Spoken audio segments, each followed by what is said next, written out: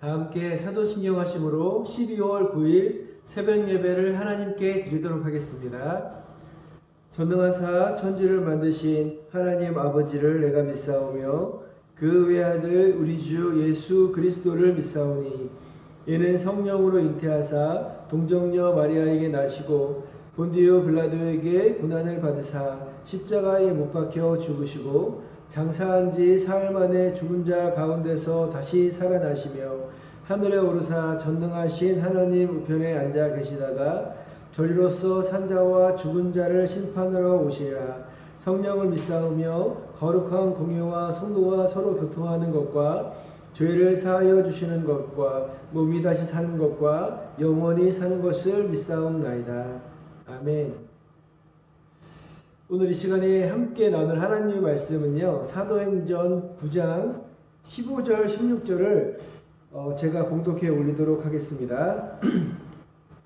주께서 이르시되 가라, 이 사람은 내 이름을 이방인과 임금들과 이스라엘 자손들에게 전하기 위하여 택한 나의 그릇이라. 그가 내 이름을 위하여 얼마나 고난을 받아야 할 것을 내가 그에게 보이리라 하시니. 아멘. 스데반 집사의 순교를 통해서 본격적인 그리스도인에 대한 박해가 이제 시작됩니다. 이는 그리스도인들에게 있어서 매우 위협적이고 두려운 일이었지만 또 한편으로 생각하면 하나님의 복음이 땅끝으로 퍼져나가는 그 시발점이 된 것도 사실입니다. 예수님을 따르는 사람들을 잡아 가두는 것은요, 예루살렘 내에서만 이루어진 일은 아니었던 것 같습니다. 유대인들은 예수님의 복음이 세계로 퍼져나가는 것을 막아내고자 흩어진 그리스도인들을 색출하기 위해서 이방 지역까지 파견하여 그야말로 박해가 점점 심해지고 있는 그런 시점입니다. 대표적인 박해하는 인물로 우리 바로 이 사도행전의 주인공이라 할 만큼 하나님께서 크게 사용하신 이 사울이라고 하는 사람이 본격적으로 등장을 하는데요. 그가 예수님을 만나는 날도 다메섹으로 있는 아나니아라고 하는 제자들을 포함해서 예수님을 따르는 사람들을 잡아들이고자 회당에서 공문, 그럼 지금으로 말하면 체포영장을 의미하는데요. 그것을 받아가지고 가는 중이었습니다. 이 다메섹 도상에서 예수님의 현현을 보게 됩니다. 빛과 목소리로 나타나신 예수님의 현현으로 그는 엎드려져서 시력을 잃게 된 것입니다. 사울은 다른 사람들의 부축을 받아서 다메섹으로 가서 예수님께서 보내시겠다고 한 사람을 그냥 묵묵히 기다리고 있었습니다. 이때 예수님께서는요, 이 다메섹에 있는 아나니아라고 하는 제자에게 찾아오셔서 사울에게 가라 라고 명령하십니다. 아나니아의 입장에서는 어땠을까요? 매우 두려운 일이었을 것입니다. 지금 사울이라고 하는 사람이 자신을 포함한 예수님의 제자들을 잡기 위해서 지금 다메섹으로 오다가 사고가 나서 지금 다메섹 한쪽에 머무르고 있는 그런 시점인 것입니다. 이때 아나니아의 마음은요, 첫 번째로는 두려운 마음이 들었을 것입니다. 자신을 잡으러 오는 사람에게 가서 복음을 전하라고 하는 명령은요, 아나니아의 입장에서는 생명을 걸고 해야 하는 일이었기 때문에 그랬을 것입니다. 둘째는요, 좀 불쾌한 마음이 들었을 것 같습니다. 이미 하나님께서 사용하신 인재는요, 자신을 포함해서 많이 있었습니다. 왜 하나님께서는 열심히 신앙생활 잘하고 있는 자신과 같은 예수님의 제자들을 사용하지 않으시고 예수님을 거역하고 심지어는 예수님의 제자들을 따르는 사람들을 잡아서 죽이기까지 하는 이 사울이라고 하는 죄인을 사용하시는 걸까요? 예수님께서는요, 이런 아나니아에게 어떤 설득이나 그를 따를 수 있도록 설명하시지 않으시고 바로 명령하시는 것을 볼 수 있습니다. 우리 다 함께 15절 말씀을 함께 읽어보도록 하겠습니다. 시작. 주께서 이르시되 가라, 이 사람은 내 이름을 이방인과 임금들과 이스라엘 자손들에게 전하기 위하여 택한 나의 그릇이라.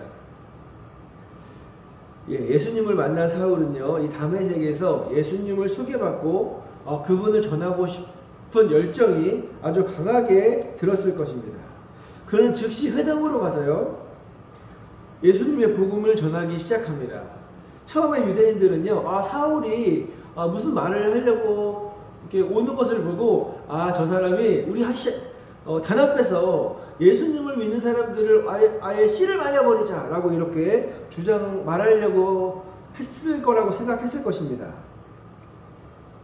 그런데요, 오히려 예수님의 복음을 증거하는 것을 보고 당황했다고 성경은 기록하고 있습니다. 결국 이 유대인들은요, 이 사울도 죽일 계략을 세우게 됩니다. 예수님의 제자들은요, 이 사울을 보호하기 위해서 광주리에 끈을 매달아서 이렇게 사울을 이 바깥쪽 성벽 밑으로 보냄으로써 그곳을 도망가게 합니다. 사도행전은요, 사울이 예루살렘에 갔다라고 이렇게 기록하고 있습니다. 그러나 사실은 사울은요, 이때 예루살렘으로 가지 않았습니다. 그는 아라비아에 갔고요, 또 다메섹으로 오가면서 3년 동안 예수님에 대해 공부하고 예수님과 동행하며 이 전도자의 역량을 쌓은 것으로 보입니다. 이 내용은요, 이 사도행전에 기록되지 않고 이 갈라디아에서 기록에 나와 있는데, 갈라디아서 1장 17절 18절을 제가 봉독해 올리도록 하겠습니다. 또 나보다 먼저 사도된 자들을 만나려고 예루살렘으로 가지 아니하고 아라비아로 갔다가 다시 다메섹으로 돌아가노라. 그 후 3년 만에 내가 게바를 방문하려고 예루살렘에 올라가서 그와 함께 15일을 머무는 동안, 왜 바울은요, 자신이 예수님을 만난 그 시기에 사도들을 만나기 위해서 예루살렘으로 간 것을 부인하고 있는 것일까요? 여기에는요, 이 바울의 사도성을 증명하게 하는 아주 중요한 내용이 담겨져 있습니다. 당시의 그리스도인들은요, 바울의 사도성에 의의를 제기하는 분위기가 아주 많았다고 합니다. 흔히 사도라고 하면요, 바로 예수님의 제자를 이야기하는데요, 이 사도들의 제자를 어떻게 뭐라고 부르냐면 속사도라고 부릅니다. 바울은요, 사도가 아니라 속사도라고 사람들이 주장하는 것입니다. 왜냐하면 그는 다메섹에서 예루살렘으로 가서 이 제자들을 통해 예수님에 대한 소개와 또 예수님에 대한 가르침을 전수받았다고 사람들은 생각하기 때문에 그렇습니다. 이에 대해서 바울은요, 강하게 부인하면서 자신이 사도임을 갈라디아서에서 주장을 하고 있습니다. 그는 이때 나는 예루살렘에 그때 가지 않았고 아라비아에 갔다가 다메섹으로 다시 돌아왔다는 것입니다. 바울은 자신이 사도들의 제자가 아니라 사도와 동등한 위치에 있는 사도임을 강조하고 있습니다. 그런데요, 누가는요, 이 사도행전에서 바울이 아라비아에 갔던 사건을 기록하지 않고 있습니다. 왜 그랬을까요? 누가에게는요, 바울이 사도인지 아닌지는 별 큰 관심이 없었던 것입니다. 그는 오직 바울을 통해서 복음이 이방 민족에게 땅끝까지 하나님의 예수 그리스도의 복음이 증거되는 것에만 관심이 있었고, 이것을 중심적으로 기록했기 때문에 바울이 아라비아 간 내용을 생략하고 있는 것입니다. 그 다음에 다시 화면이 바뀝니다. 그리고 베드로가 나오는데요, 이 시각 베드로는요, 이 복음을 전하기 위해서 예루살렘에서 루다로 가서 이 에니아라고 하는 사람의 중풍병을 고치는 사건이 나옵니다. 이게 32절인데요. 그 다음에 보면 루다에서 다시 요바로 건너가서 죽은 다비다라고 하는 여제자를 살린 사건을 기록하고 있습니다.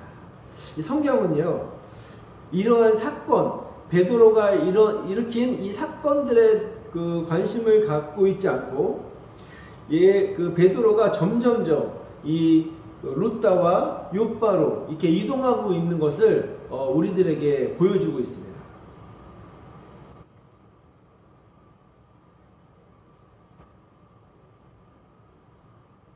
왜냐하면 성경은요, 바로 이 베드로와 이 고넬료라고 하는 사람을 만나게 하기 위해서 지금 그 베드로를요, 이 가이사랴 지방으로 조금씩 이동시키고 있는 것을 우리에게 보여주기 위해서 그렇습니다.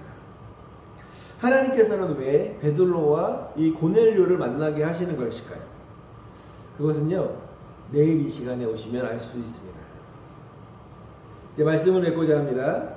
하나님의 생각은요, 우리의 생각과 다릅니다. 우리는 아나니아를 사용하셨으면 좋겠다고 생각하는데 하나님께서는요, 바울을 사용하시려고 하시는 것입니다. 우리는요, 내 생각을 하나님의 생각에 맞추려고 하지 않고 내 생각으로 하나님의 생각을 돌이키시기를 바라고 고집을 피우는 어리석은 기도를 할 때가 너무나 많이 있는 것 같습니다. 그러나 우리는 곧 알게 됩니다. 내 생각대로 되는 것보다 하나님의 생각대로 되는 것이 나에게 훨씬 더 유익한 일임을 우리는 알게 될 것입니다. 사랑하는 성도 여러분, 오늘 이 시간에 나의 기도의 제목들을 하나님께 아뢰기 이전에 오늘 하루 하나님께서 나에게 원하시는 것이 무엇인지를 먼저 물어보는 그런 귀한 시간이 되시기를 축복합니다. 우리가 순종하는 마음으로 우리의 마음을 하나님께 온전히 맡길 때 하나님께서 우리에게 가장 좋은 것으로 채워 주실 것을 믿고 살아가는 저와 우리 귀한 왕성가족 여러분들이 되시기를 주님의 이름으로 축원드립니다. 기도하겠습니다. 사랑의 하나님, 감사드립니다. 코로나 상황 가운데서도 이 새벽에 이 자리에 불러주시고 하루를 예배로 시작하게 하시니 감사드립니다.